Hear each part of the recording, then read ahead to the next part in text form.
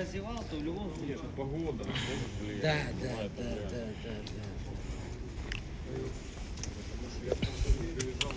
И вот получается, что икона Иверская, Божья Матерь, приплыла отсюда, да?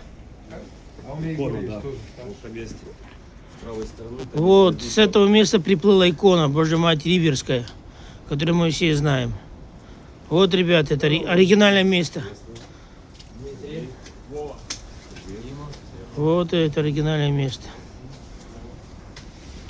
Сама икона приплыла с этого места. И монахи ее взяли, поставили в в часовню. Даже специально построили для нее.